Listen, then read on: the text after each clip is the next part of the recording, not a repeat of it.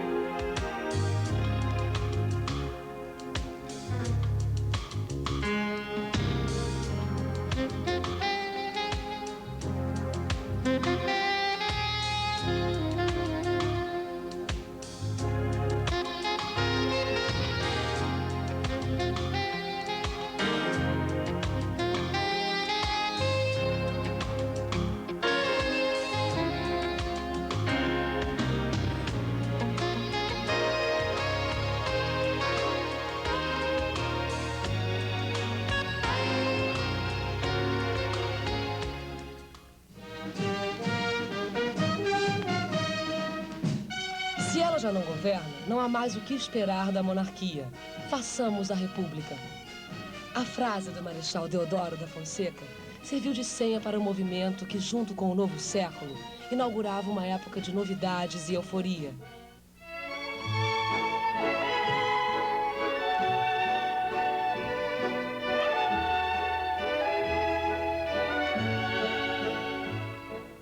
Viver a Belle Époque foi como se estivéssemos em Paris, sob sol tropical.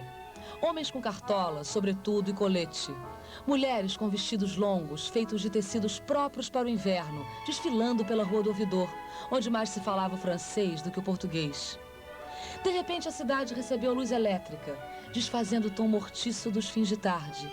E surgiu o automóvel, a espantar o sabor adocicado de um tempo que parecia não saber que iria passar. O Brasil começa o século XX ainda na Belle Époque, né? E ainda com uma atitudes da Belle Époque. A mulher dessa época era uma mulher voltada para o lar, para as obras de caridade. O máximo de liberdade que ela tinha era de ir à igreja, tomar chá, enfim. E a moda ela era exatamente uma moda que servisse a essa mulher.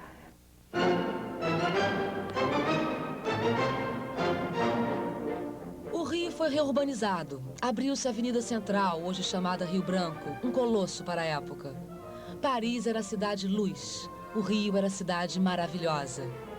Em nossa sociedade, a mulher era um ornamento. Espremia suas formas fartas e arredondadas dentro de espartilhos que atrofiavam seu corpo e tolhiam seus movimentos. Já o homem adotava a sobriedade no vestir, própria de quem produzia e tomava decisões. O homem se vestia muito bem. O homem não andava de manga de camisa em lugar nenhum. O homem era um homem apurado. Tinha calor no Rio de Janeiro, tinha 43 graus naquela época também. Mas eles usavam colarinho duro, engomado, gravata, punhos engomados, não é? Abotoaduras de ouro, porque o homem era muito também rafinado.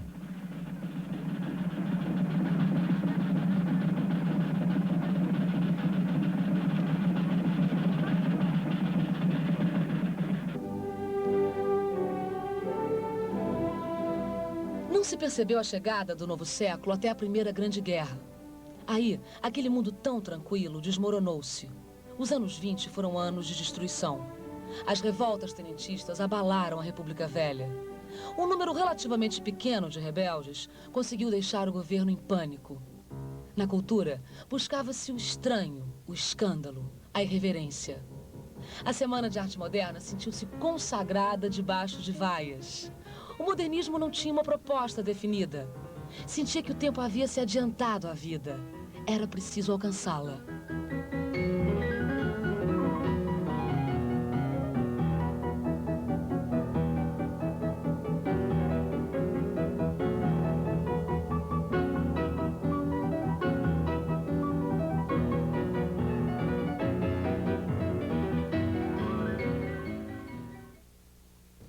A moda nos anos 20 também era muito bonita, foi uma mudança também muito grande. Encurtaram-se as saias, desceram-se as cinturas, entrou em moda o chiffon, o georgette, a moda vaporosa. Enfim, foi a época do grande Gatsby, foi uma maravilha.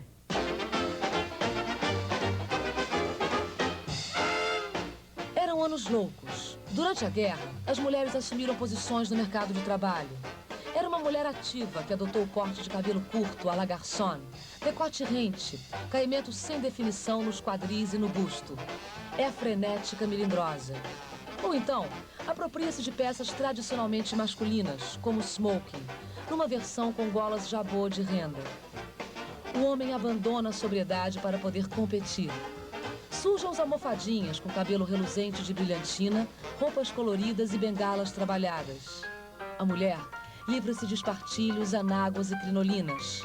Usa saias que deixam os joelhos à mostra e atira-se ao mundo.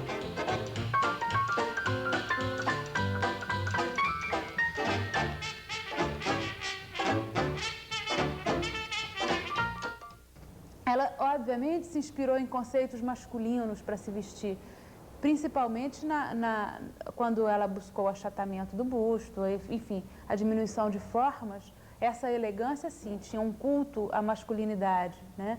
Uma negação das formas do corpo da mulher. Mas ela, seguramente, ela impôs, né, um novo padrão de feminilidade.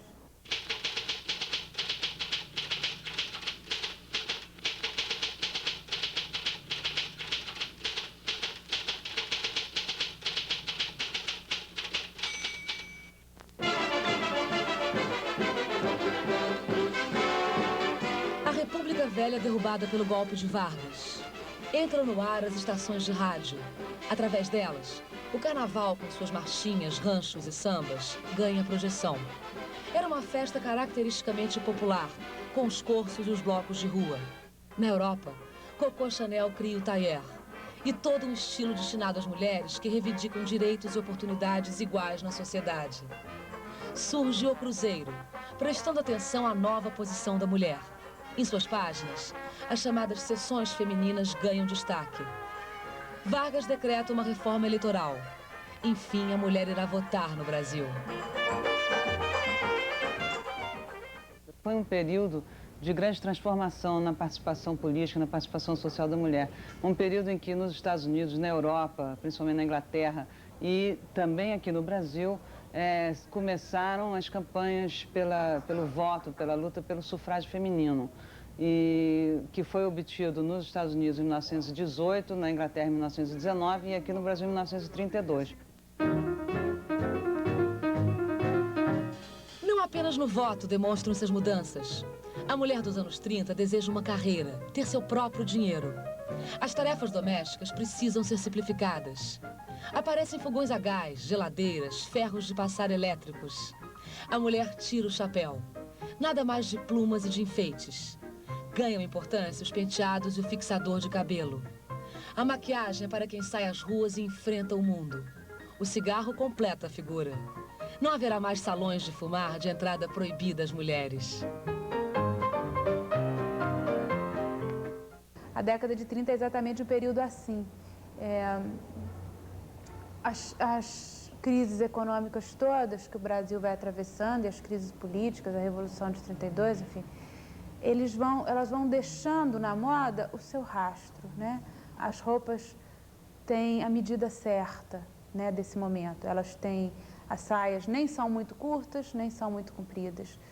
As roupas nem são muito justas, nem são muito largas. A única coisa que evolui muito na moda são os acessórios nesse período. Porque pela primeira vez a gente tem assim, coleções de alta costura inteira com a preocupação de combinar os acessórios. É uma moda pobre, basicamente. Não é um período da história em que a gente pudesse se deter por nenhum grande fenômeno, a não ser o fato da mulher estar participando mais ativamente da vida do país.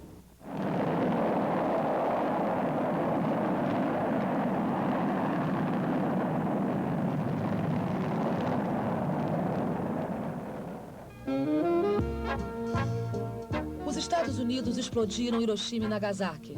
Haviam saído da guerra com sua economia praticamente intacta. transpiravam riqueza. No cinema, das operetas lacrimosas ao Mágico de Oz, o importante era que o outro lado do arco-íris ficava em Hollywood. Na música, inúmeras paixões foram moldadas ao som das big bands. Abraçamos o American Way of Life. E Hollywood, em troca, adotou uma pequena que o talento do desenhista e estilista Alceu Pena contribuiu para tornar mais do que notável. O orgulho nacional era ver entre os astros a nossa Carmen Miranda. Santa enfeitada bem e tem graça como ninguém.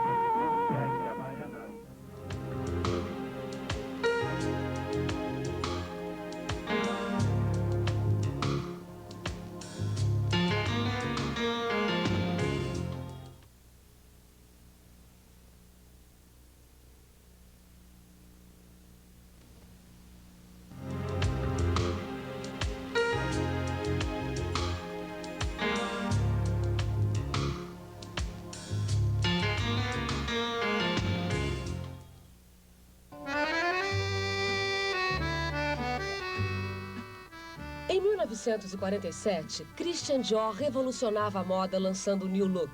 Saias amplas, sonhadoras, como a dizer para a Europa que as marcas da guerra precisavam ser esquecidas. Que a mulher podia resgatar sua feminilidade, que tinha ao seu alcance recriar, no vestir, toda a fantasia perdida pelo mundo nos anos de violência. Na verdade, o New Look de Dior é a fórmula definitiva que traduz a moda dessa segunda metade do século XX. Eu acho Dior, ele soube interpretar a mulher, os anseios femininos, mais de qualquer mulher, mesmo estilista. Ele foi um homem que entendeu o corpo da mulher.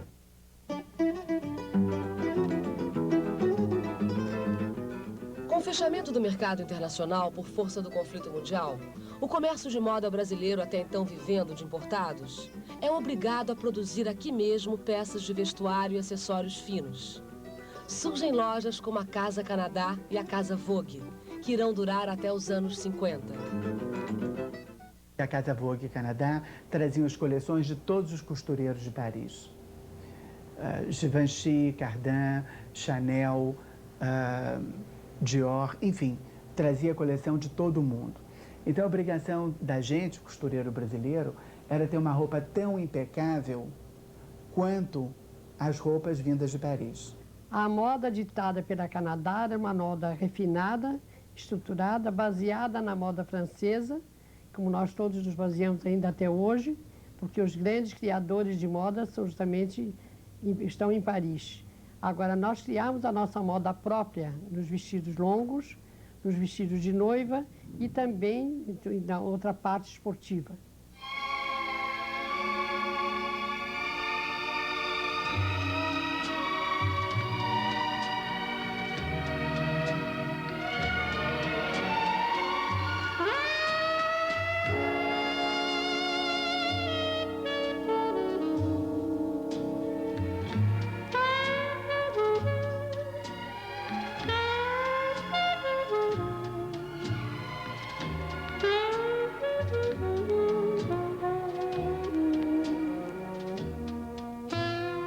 Após o New Look, ressurge a alta costura. Acompanhando a tendência, aparecem por aqui nomes de destaque na produção de modelos exclusivos, como José Ronaldo. No outro extremo, Gil Brandão, que popularizava a moda através da publicação de moldes na imprensa. E Alceu Pena, que por muitos anos teve na revista O Cruzeiro a coluna As Garotas do Alceu. Com suas ilustrações de moda, Alceu Pena transformou-se num verdadeiro padrão nacional de silhueta feminina e de bom gosto.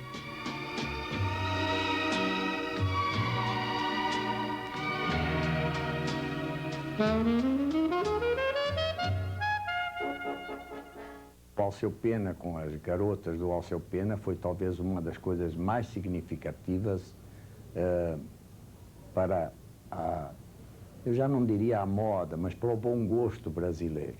Ele foi de um extremo bom gosto, era uma pessoa fascinante e muito interessada, e a divulgação que ele alcançava nas páginas do Cruzeiro, que era sem dúvida a revista mais importante da época, fez com que toda uma geração meditasse e aprendesse a ter bom gosto.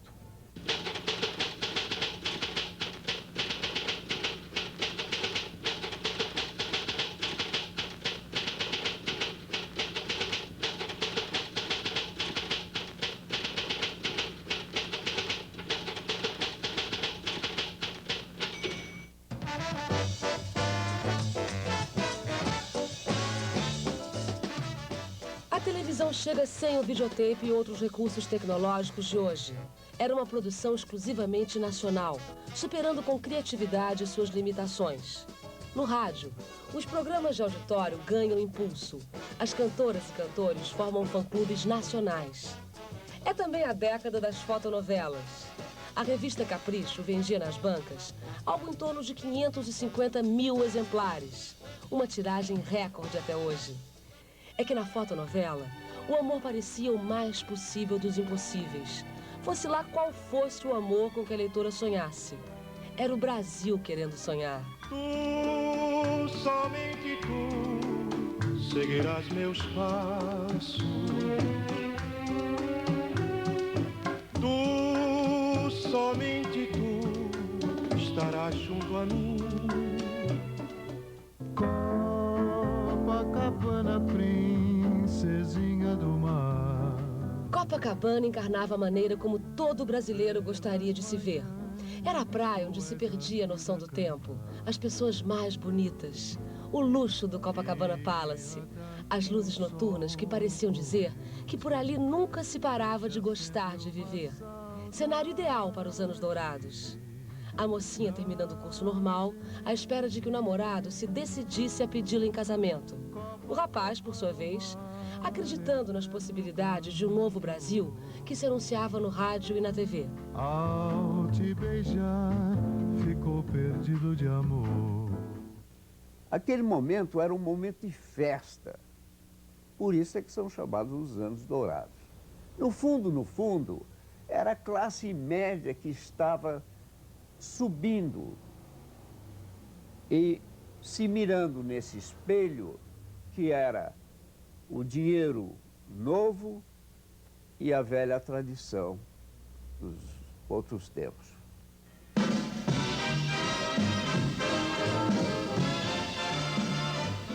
A mulher torna-se uma presença inegável na sociedade brasileira. Os fios sintéticos que dispensam a passagem a ferro são uma necessidade ditada pela vida apressada. Agora, a calça comprida se consagra no vestuário feminino, até mesmo em versões estilizadas, como as cigarretes, calças justinhas acima do tornozelo.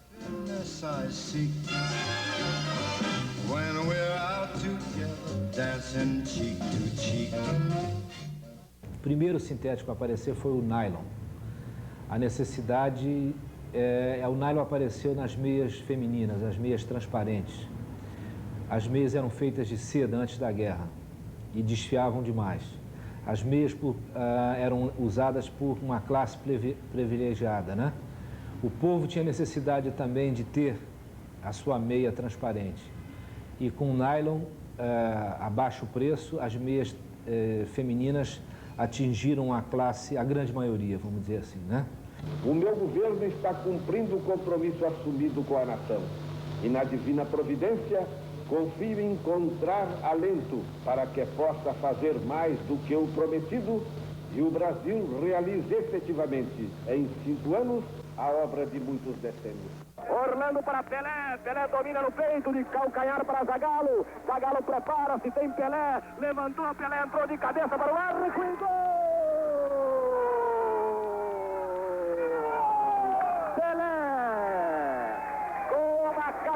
Extraordinária marca o 5º gol do Brasil. Brasil campeão mundial de futebol. Bossa nova, mesmo é ser presidente. Bellini levantava a taça, Juscelino inaugurava Brasília. O otimismo da era JK não deixou ver a inflação e a dívida externa crescendo na surdina. Começa-se a valorizar as marcas. Óculos tem que ser Ray-Ban. Maiô tem que ser Catalina. João Gilberto é o papa da bossa nova e Nara Leão sua musa. Seus joelhos inspiram poemas.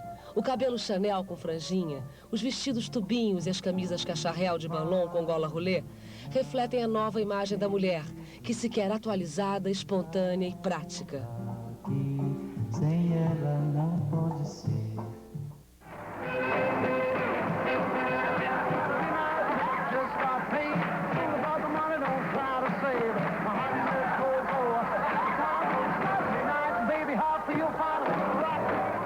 A bossa nova procurou atualizar a musicalidade brasileira.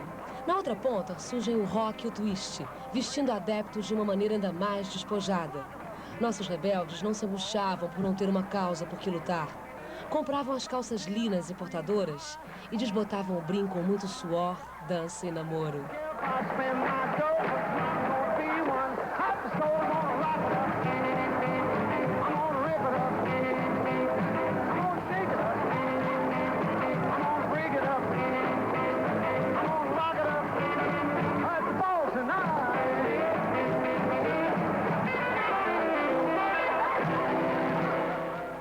Na verdade, os ídolos do rock vinham com uma imagem embutida de, sei lá, de tudo aquilo que o burguês não tinha acesso. Enfim, eles eram os novos guerreiros, eles tinham todas as liberalidades, eles proclamavam a própria sexualidade e tinham, divulgavam de uma maneira extraordinária a maneira como eles se vestiam.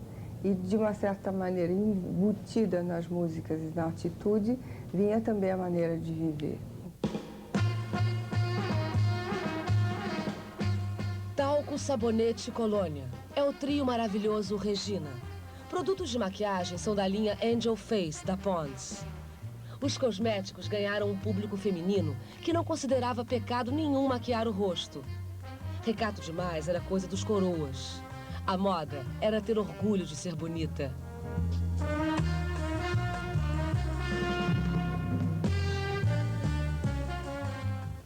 O segredo da beleza das mulheres mais fascinantes será seu, com uma leve camada de Angel Face. As cores combinam com a tonalidade de sua cutis e de sua toilette. Angel Face permanece inalterável, oferecendo mais vida e naturalidade à sua beleza. Angel Face, em seus novos estojos da linha Fascinação. As mulheres mais fascinantes do mundo usam Angel Face, da Pond's.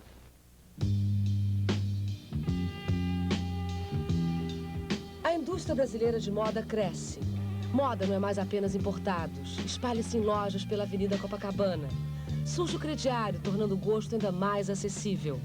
Aparece também uma imprensa especializada, acompanhando os novos hábitos. A revista Manequim é de 59. Seguem-se Cláudia, em 61, e mais à frente Desfile, em 69. A moda é assunto, notícia e faturamento publicitário. A moda está na moda.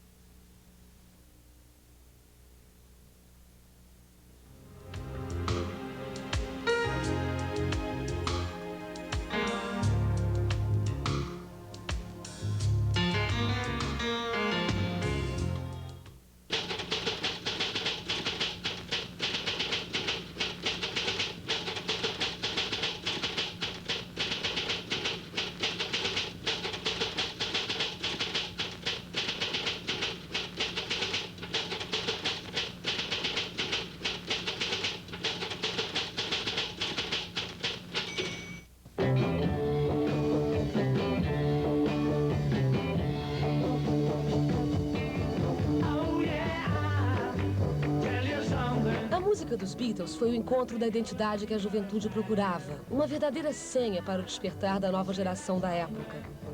A Inglaterra transformou-se no centro do mundo ocidental. Por aqui, ao lado da bossa nova, a jovem guarda representou o mesmo apelo através da música. O jovem já tinha se despojado da tradição.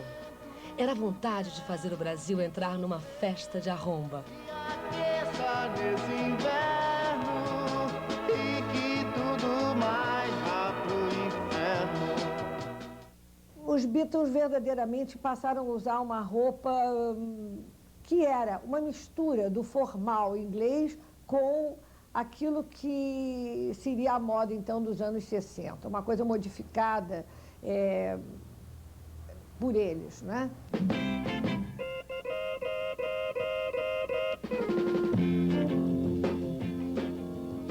Mary Quant acreditava que o jovem deveria ter sua própria moda. E ela criou a mini-saia. Pernas à mostra, prontas para descobrir o mundo por trás do mundo. A calça Saint-Tropez revelava os umbigos. O maiô de 2 peças, como se chamou o biquíni por aqui, radicalizou de vez e deixou quase tudo de fora. Na arte, a op art procurava efeitos de composição através de milhares de pontos que davam a ilusão de uma figura consistente.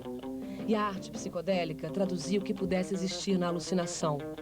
Esses efeitos se estampavam nas camisetas, saias e vestidos, fazendo do vestuário urbano um mosaico tribal multicolorido.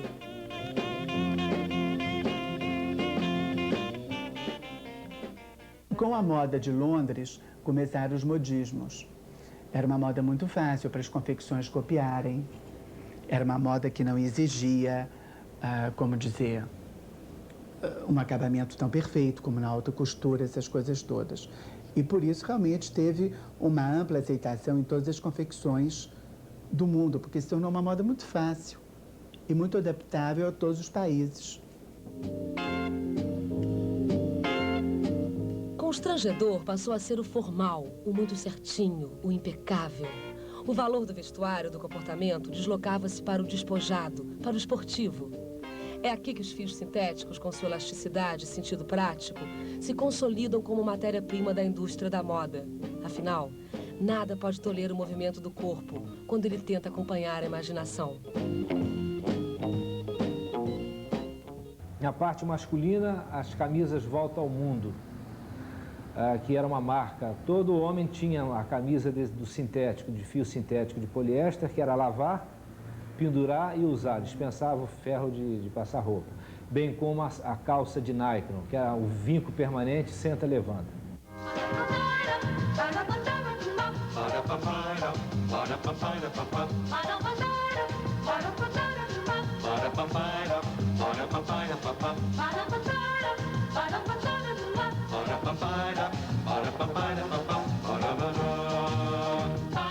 A alta costura, os costureiros e seus modelos exclusivos eram assunto atrativo nas colunas sociais.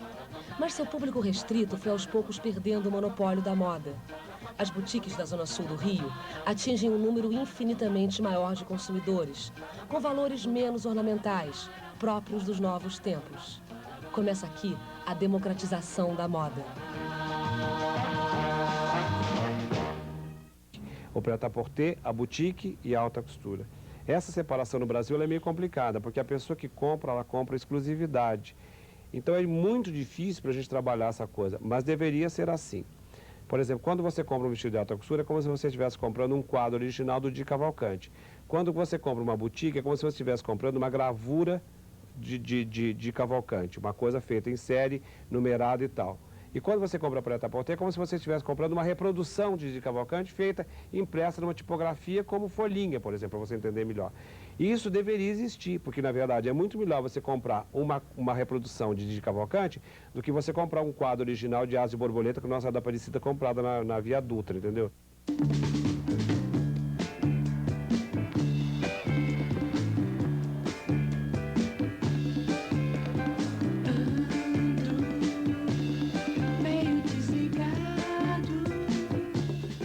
O movimento hippie foi uma alternativa a um sistema que parecia conduzir o jovem a um sacrifício cíclico.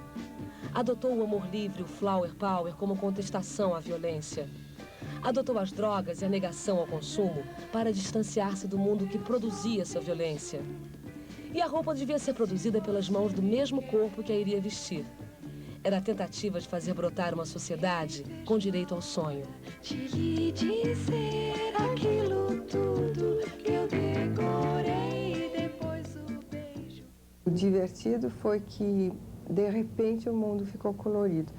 E, junto com a ideia do psicodélico, quer dizer, do optical art e tudo isso, quer dizer, foi uma época realmente inovadora visualmente. Liberdade é uma calça velha, azul e desbotada, que você pode usar do jeito que quiser. Não usa quem não quer. Desbote, perco o brinco, vem digo blues. Seu jeito de viver.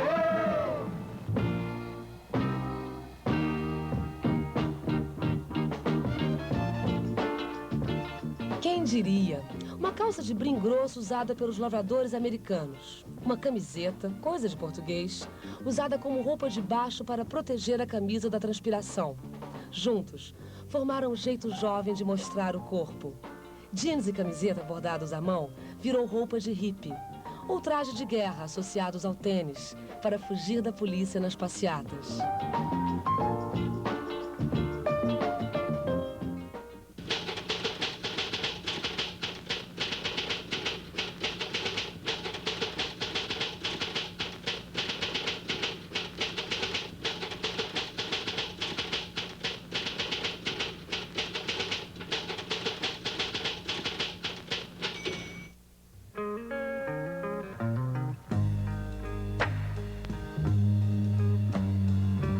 A sociedade brasileira praticamente rachou-se ao meio na década de 60. De um lado, o novo ideal de vida, a revolta das ruas, das praças, dos caminhos pelo interior, com sua moda artesanal. Do outro, uma elite meio estupefata, resguardando seus valores e seu mundo requintado. Para esses, continuavam a valer as criações exclusivas. E nesse contexto, tornam-se famosos costureiros como Denner, Guilherme Guimarães e Clodovil. I see that worried look upon your face. Quem fez realmente essa coisa mágica da moda, quem começou isso foi o Denner, com aquela figura extravagante e tal. Eu peguei este rabo, eu entrei nesse esquema, porque eu também comecei logo a seguir do Denner, né? E até houve uma briga famosa entre Denner e Clodovil, que foi uma briga feita por nós mesmos, aliás, estimulada por ele. Ele já era uma vedete e eu estava começando.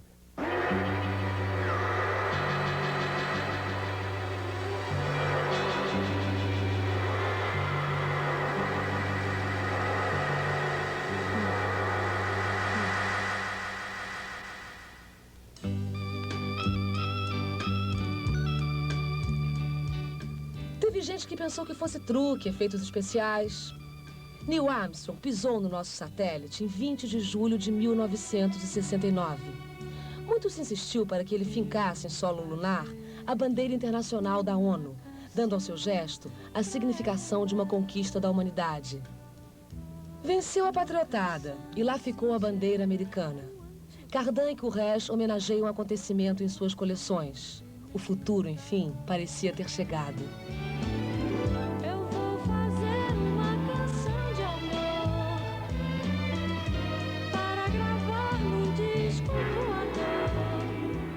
O homem de Cardan, nos anos 68, 70, eram astronautas, eram pessoas fantasticamente com corpos muito bem delineados, usavam fecho eclair aparente no lado, no fechamento da roupa, e usavam calças muito justas e botas especiais, interessantíssimas, que ele levou daqui da América do Sul, mais especificamente do Rio Grande do Sul, aquelas nossas botas dos Pampas.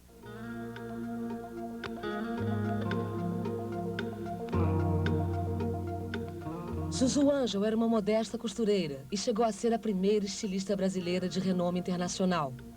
Tudo isso até que seu filho, Stuart Angel Jones, fosse assassinado pela repressão política. A partir daí, fez uma verdadeira cruzada reclamando o corpo do filho, denunciando sua morte.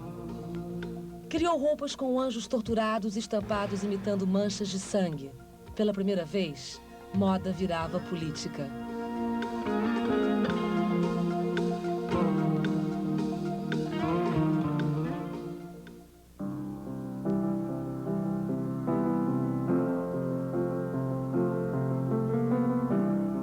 O sonho tinha acabado e o alerta partiu de John Lennon, um dos idealizadores desse mesmo sonho. Não era mais tempo da vida comunitária. Começava a década do narcisismo, a década do eu, do culto ao corpo, do individualismo.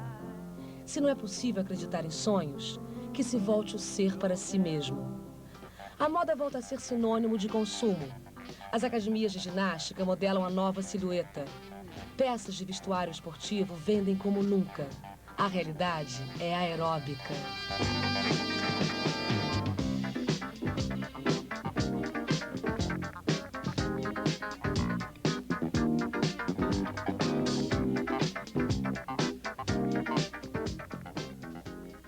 O Grupo Moda Rio trouxe um novo comportamento de moda ao Brasil. Mostrou um prêt-à-porter de qualidade em que os estilistas que faziam parte do grupo respondiam pelo estilo, coisa inédita no Brasil até aquele momento. Isso meados da década de 70. Antes do Grupo Moda Rio, a moda estava na mão dos costureiros e dos ateliês de alta costura. Depois do Grupo Moda Rio, as outras cidades do Brasil tiveram necessidade de ter um comportamento parecido com o nosso. Uma moda em que um estilista respondia por ela, apresentada aos compradores por meio de grandiosos desfiles, com showrooms cuidados e com um novo comportamento de venda. Alô? Eu comprei essas calças Stock pensando que fossem calças iguais às outras. Que nada. As calças Stock me dão uma sensação de segurança, de estar bem vestido em qualquer situação. Uma sensação quase de descontração. É isso mesmo. Vem cá. O único problema é minha mulher. Mal ela me vê com essas calças, sou obrigado a tirá-las. Com as calças Stock a vida é ótima.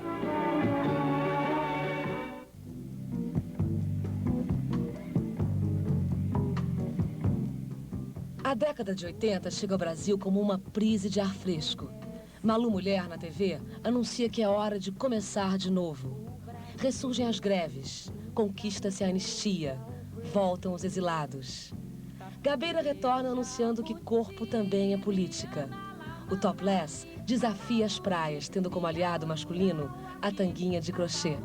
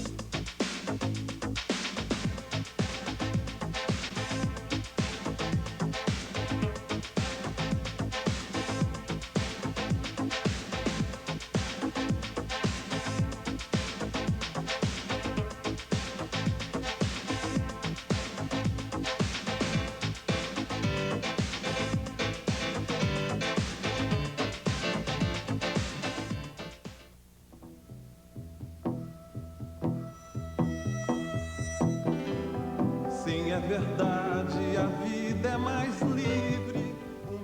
A ditadura militar teve um declínio melancólico. Foi se afogando na própria senilidade. Enquanto isso, o movimento popular explodia nas ruas exigindo mudanças. Eram as diretas já.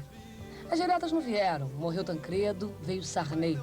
Plano cruzado, tem que dar certo. Não deu. Mais melancolia, pessimismo, inflação e corrupção à solta. Mas o ciclo de autoritarismo que se abateu sobre o país desde 64 vai terminando. O Brasil vai votar para presidente. A esperança que a gente carrega é um sorvete em pleno sol.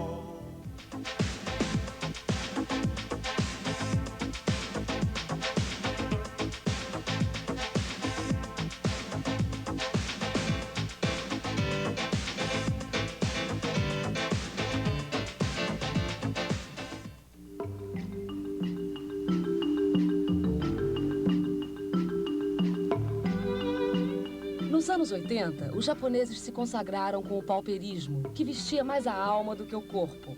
Issei Miyake, Kenzo Yamamoto foram responsáveis por um padrão de moda despojado e vibrante, que durou até o final da década, quando os ocidentais responderam com a volta à feminilidade. À margem da grande indústria de moda, surgiram o punk e o dark, numa associação típica entre moda e comportamento. No Brasil, seguindo uma tendência internacional, ganha importância a moda masculina. São criados os grupos mineiro e cearense de moda, dentro de um cenário de descentralização dos eixos de produção. A década de 80 é caracterizada pela versatilidade e por uma ausência de definições rígidas de estética e estilo.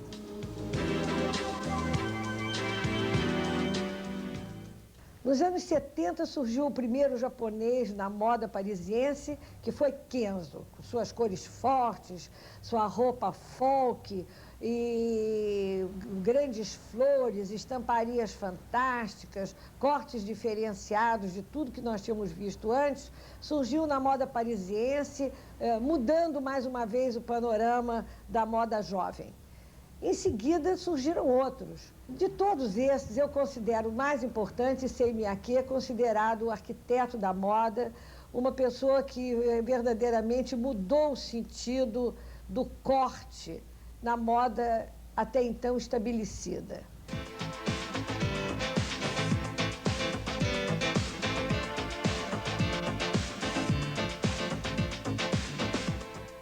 O que aconteceu no começo dos anos 80 foi o começo da desmistificação da criação de moda como espetáculo, maior realidade na maneira de encarar a moda e, sobretudo, uma nova deselitização, ou seja, as roupas começaram a custar menos e ser distribuídas, quer dizer, as roupas de moda, não roupa, é a moda mesmo, quer dizer, roupa com expressão de moda começou a ser vendida em grande loja. E essa foi provavelmente uma das maiores revoluções de moda neste país.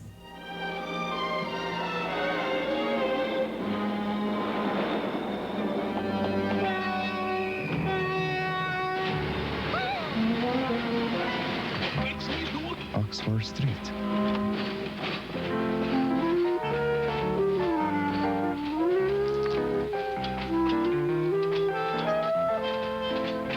Emerson Mountain.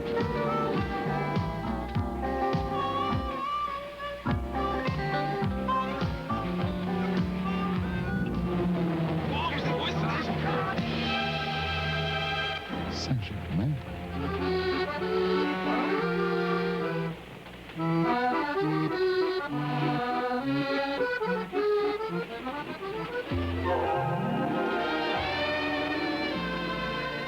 Coleção Outono-Inverno Mescla. O encontro com a moda.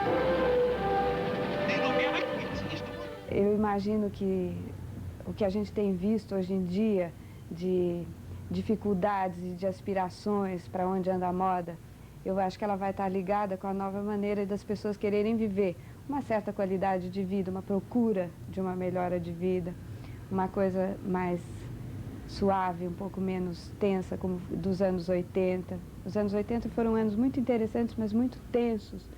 E a aspiração é, eu acho que para uma certa harmonia, uma coisa mais cuidada com o resto do mundo, com a natureza, com um esforço de trabalho menos de tempo e mais de aproveitamento, e mais de resultados. Isso é o que se pretende.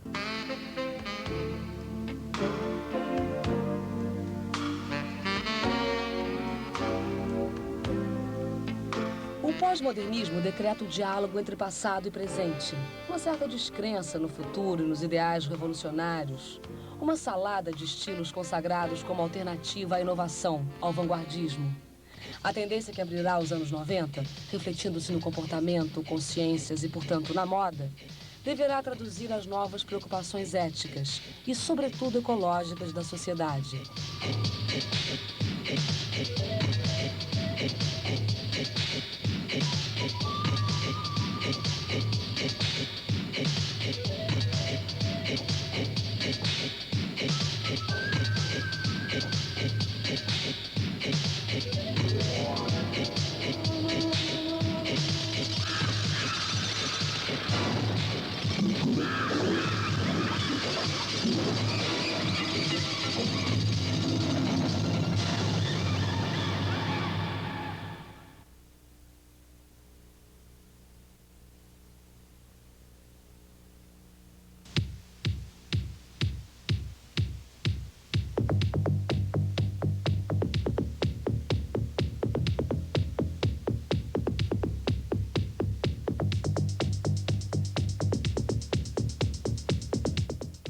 quem será o consumidor de moda da próxima década?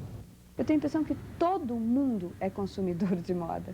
E eu acho que esse conceito é que é o novo na coisa, é que não se tem... O mundo não é mais dirigido só para a moda jovem, só para a moda sofisticada ou só. Hoje em dia, todos os segmentos têm escolha, todos os segmentos têm ofertas e todo mundo está fazendo da moda uma escolha sua, com as suas características, com as suas necessidades. Eu tenho a impressão que a novidade é que todo mundo é consumidor de moda, não é mais ligado a uma faixa econômica que determina um estilo. O consumidor dos anos 90, ele vai estar muito ligado à sua própria essência, à sua própria cultura.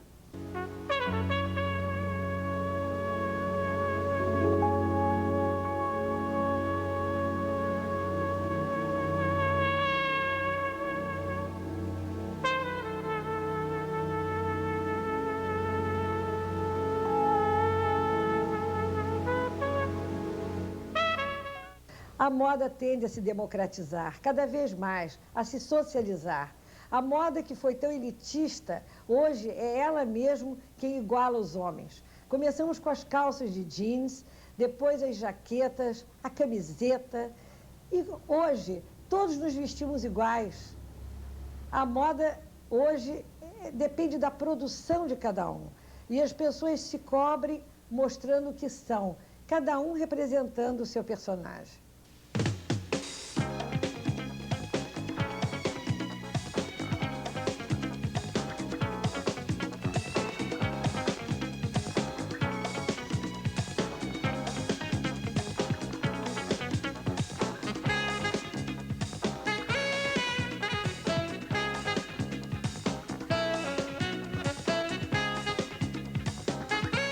Hoje, a gente vê que o homem se libertou porque ele tem um maior interesse de moda. O boom hoje, o futuro dos anos 90 está totalmente ligado, principalmente à moda masculina. Será uma década onde o homem brasileiro até mesmo irá comprar a sua revista de moda junto ao seu jornal, porque ele precisará cada vez mais de uma confirmação para onde ele está seguindo, da forma que ele está se vestindo.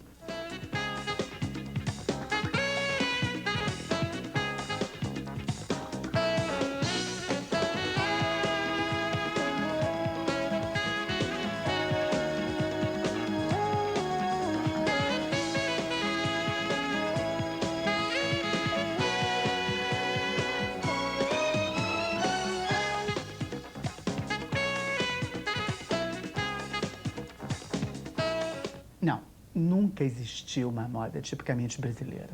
Porque uma moda tipicamente brasileira você teria que ter como base, entende? O folclore. E o folclore é limitado, entende? E não é requinte. Ainda não existe. Eu acho que se fala muito numa moda brasileira. Agora, existe uma emoção brasileira que é passada através desse nosso trabalho. Mas a moda brasileira pode ser chamada de uma moda internacional. Nós sempre fugimos disso, nós sempre buscamos uma trilha de mais comedida, mais com ausência de cores. Isso que eu acho que atrapalha um pouco a moda brasileira. Ela existe e ela é confeccionada aqui, mas com uma linguagem europeia. Eu acho que nós vamos ter um estilo brasileiro, uma linguagem brasileira, o dia que nós assumimos nossas origens e o nosso colorido.